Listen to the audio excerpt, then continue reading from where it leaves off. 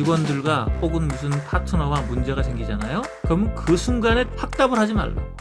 대개의 경우는 자신에게 유리한 쪽으로 의사결정을 하죠. 다음번에 신제품을 낼 때 A 제품을 낼 것인가 B 제품을 낼 것인가 이런 게 명료해요. 그러면 나에게도 유리한 쪽으로 의사결정하겠죠. 근데 애매모호한 순간이 뭐냐면은 이해가 상충되어지는 순간이에요. 예를 들어서 회사에 노조가 있어요. 근데 그 노조가 ABC를 요청을 하는데 ABC에 대해서 이거를 받아줘야 될지 안 받아줘야 될지 애매모호하잖아요. 그런 순간이 많이 있거든요. 이렇게 애매모호한 순간에는 나에게 유리한 쪽으로 의사결정을 하면은 상대방의 심적인 괴로움이 증폭되어지는 경우가 많이 있어요. 그래서 조금 손해보듯이 의사결정하는 것이 더 좋다라는 겁니다. 명료할 때는 명료한 쪽으로 가시면 돼요. 애매모호할 때는 내가 유리한 쪽으로 하는 것은 조금 위험하다라는 겁니다. 리더의 의사결정은 애매모호한 것을 애매모호하지 않게 만드는 데 있는 거예요. 리더분들은 애매모호할 때는 나의 애매모호함의 실체가 무엇인지를 좀 탐구하는 연습을 하시고 이것을 애매모호하지 않은 상태로 옮겨가는 것이 몸에 좀 익어야지 돼요. 이 중간에 무슨 문제가 생기냐면 애매모호한데 말을 먼저 해버리는 게 문제인 거예요.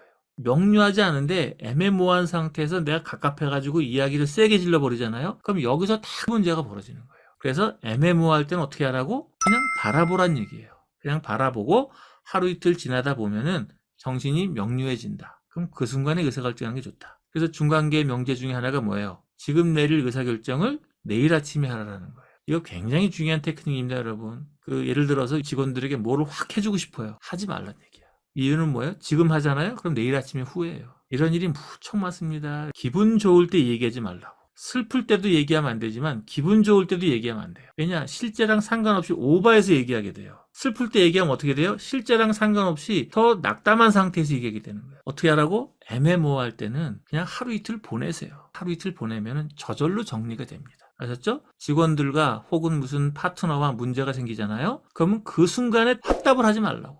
알겠습니다. 조금 더 생각해 보겠습니다. 그리고 돌아와서 한 이틀 밤 정도 보내세요. 그러면 내용이 저절로 정리되어져 있다고. 아셨죠? 회원분 중에 한 분이 저한테 전화를 하셔서 복잡한 일이 생겼다고 난리를 쳤어요. 제가 몇 가지 가이드를 드렸습니다. 아주 간단한 얘기밖에 안 해드렸어요. 근데 그분이 어제는 그렇게 괴롭더니 오늘 아침에 이렇게 좋대요. 뭐가 바뀐 거죠? 애매모호한 게 애매모호하지 않은 상태로 간 거예요.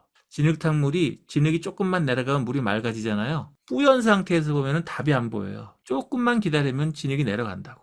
그때까지만 기다리면 되는 거예요. 너무 중요한 얘기입니다. 그래서 어떻게 해야 되는 거예요? 지금 말하고 싶을 때 지금 말하지 말라. 특히 약속과 관련된 것은 지금 말하지 마라. 엄청 중요한 겁니다. 자세한 내용은 중간계 사업학교 강의에서 배워보세요.